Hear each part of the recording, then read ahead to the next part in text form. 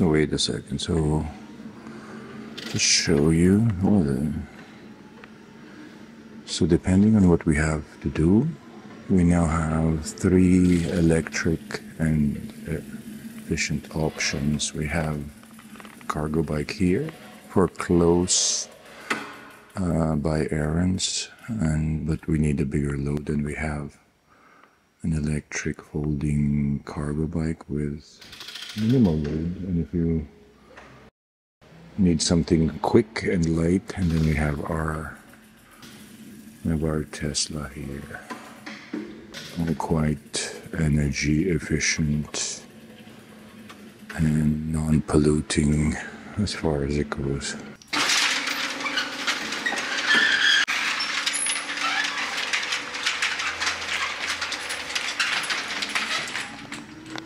So that's how it looks like at the end. Fully loaded cargo bike. Need to strap something here because if it falls, it will still fall. Let's see. Maybe this way. Yeah, need to secure it. Here we go.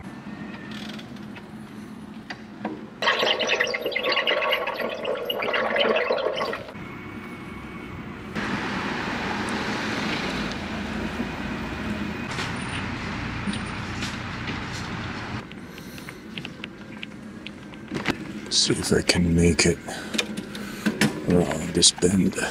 Never did, actually. I think we need to go around and then get back up a bit.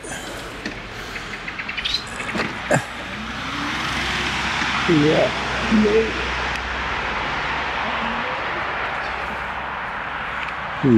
I made it. Isn't that the beauty of doing this with a bike versus a car? Versus these prehistoric things. Oh, look at that. Beautiful. So yeah, depending on the things we have to do, it's really important that we have these 3 vehicles. And so we have the smallest bike. I'd use that to commute maybe.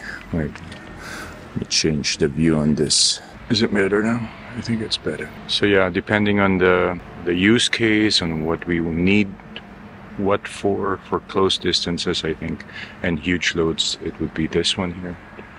Not the beautiful flowers, but the cargo bike. Then we have that cargo folding bike, which is very practical, very small. I can use that for commute. Can use that for longer commutes when I have to go to a train. Actually, it would be cool if we had 2 of those. They're quite expensive. What else do we have? Yeah, and then we have the Tesla, of course. That one is for longer range when we go to church, when we visit people that are far off. So the idea would be we would use the Tesla not so often and, you know, rely more on bikes and walking and, of course, public transportation. We have electric buses also here in Switzerland, here where I live. And so those are the things we always have to bear in mind. How do we move from A to B in the most efficient and eco-friendly way, right? We won't be perfect at the beginning, but I think we need to, as I say, make baby steps towards the right direction. That's very important. Wait, I need to show you this. So I think, can you see this? I'm at the houses. Can you see this?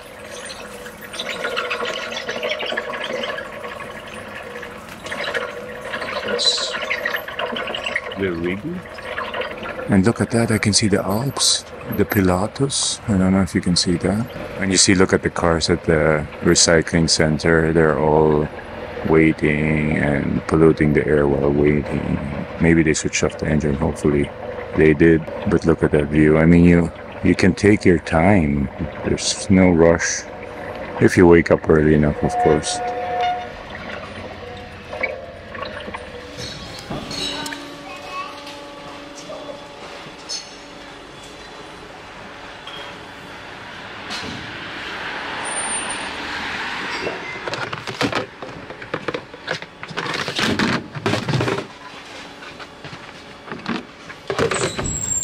So yeah, that's about the day in our small village. Someone even said we're not a village anymore, we're a city, so based on the size, but it does seem small. And so that's a life in the town slash city where I live.